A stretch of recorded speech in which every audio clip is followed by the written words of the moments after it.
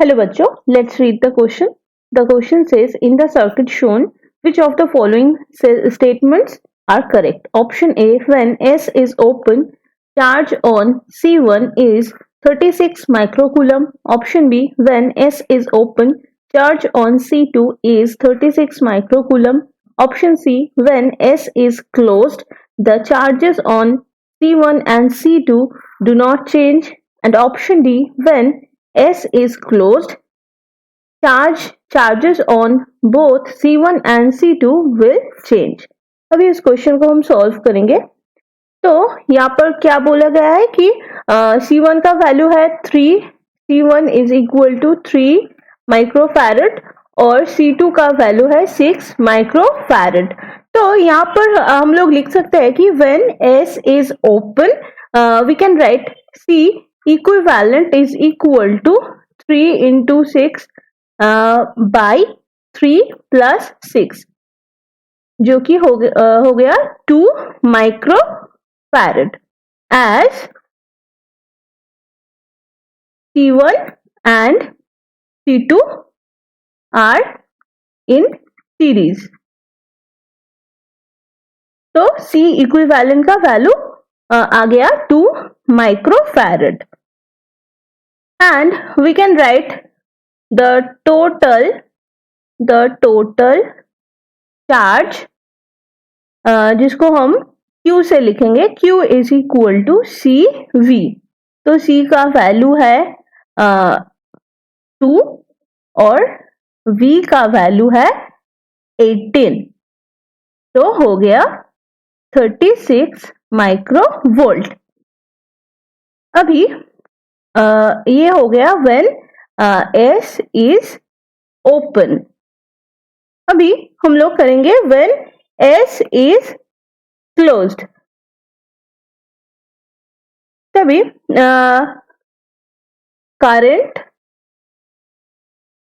In left loop will be I is equal to V by R equivalent. तो इसका value आ जाएगा 18 by 9 is equal to 2 ampere as 3 ohm and 6 ohm are in series. That's why R equivalent का value हमने 3 plus 6 9 लिख लिया है. 9 ओम. अभी so voltage across C1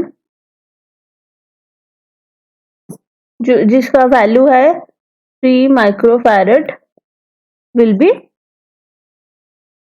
V is equal to 3 into 2 that is 6 volt and voltage across C2 जिसका value है 6 microfarad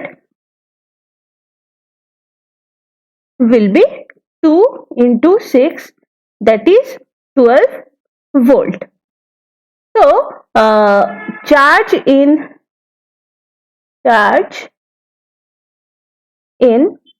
C1 is जिसको हम Q से लिखेंगे Q1 is equal to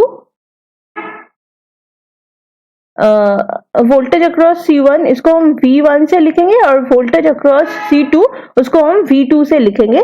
अभी चार्ज इन C1 जिसको हम Q से लिखेंगे will be 3 into 6 that is 18 microcoulomb और चार्ज इन C2 जिसको हम Q2 से लिखेंगे will be 6 into 12 that is 72 microcoulomb. अभी यहाँ पर हम बोल सकते हैं कि when S is open charge on C1 is equal to 36 microcoulomb. ये हो गया सही answer.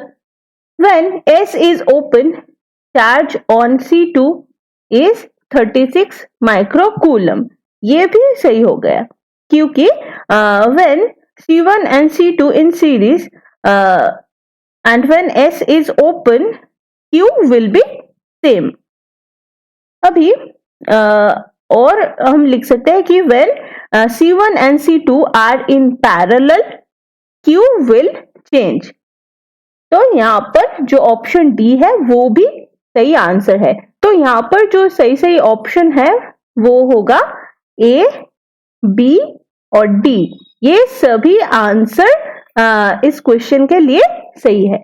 So the correct options will be A, B and D. Hope you all understood it well. All the best. Thank you.